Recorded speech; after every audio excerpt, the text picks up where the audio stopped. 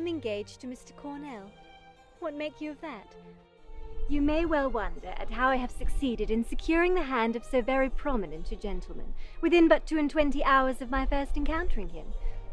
Well, there are some stories better left untold.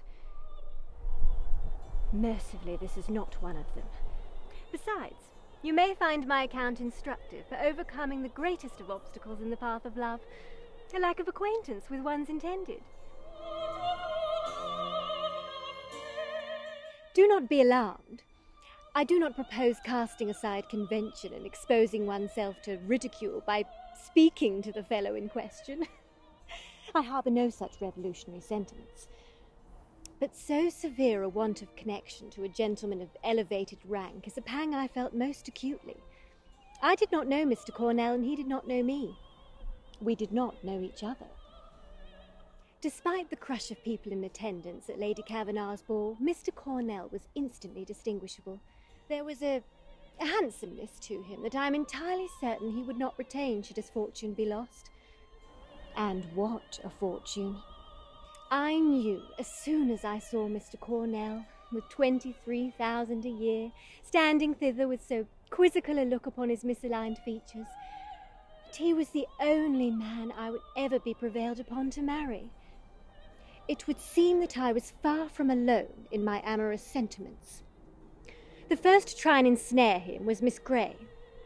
Miss Grey, who has so little to recommend her, that even if her taste in gowns did not give her an alarming semblance to a sow in satin, she should still never draw the attentions of any man. You must forgive my sounding unkind, but in truth I wish to. It would seem that the prospect of losing out on the hand of an eligible man is sufficient to drive a genteel young lady to lunacy and violence. I confess that I too descended into madness when I saw Miss Eleanor Worthington approach him. Regrettably, not even the friendship that has existed between us since our infancy was sufficient to keep me from thrusting my foot out as she walked by.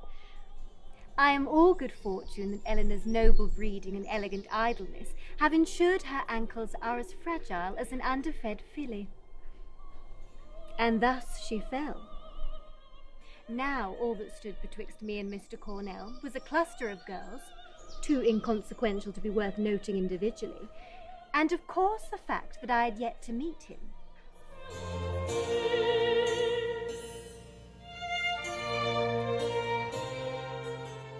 I, for one, never attend a ball without carrying a small kitten about my person. There are few things in this world more perfectly designed to rob a young woman of her senses than a young cat. The moment it mews, those of a more delicate disposition will fall instantaneously into a faint, thus reducing the number of hopefuls most efficaciously. I am acutely aware that in those most dependable sources of historical knowledge, the novel, young ladies are excessively keen on small acts of deception, such as dropping a handkerchief that the gentleman must, through polite obligation, return. But these ruses, while charming, are adequate only if mere introduction is our goal.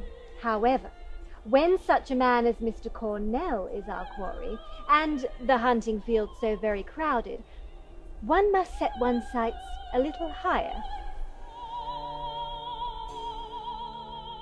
I hastened down to the kitchens and found a young scullery maid by the name of, well, I don't recall her name, dressed her in the guise of a highwayman, and fetched her a pair of pistols from Lord Kavanagh's gun-room.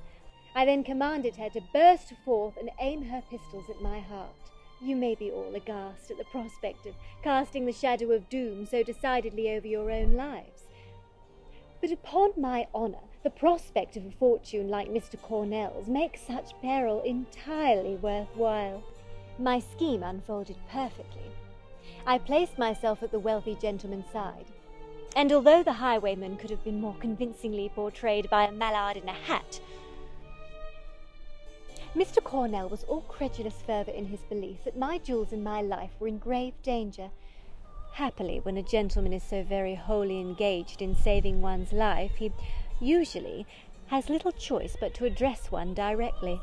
I curtsied in a manner that would show my figure to its best advantage, and we were acquainted. It is remarkable how conducive to romance being held at pistol point can be. And where menace appears, love is swift to follow.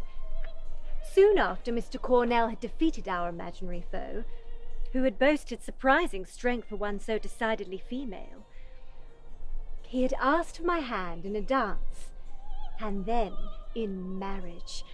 Ours was a bond that only marriage could render respectable. And now I shall give you leave to congratulate me on my good fortune.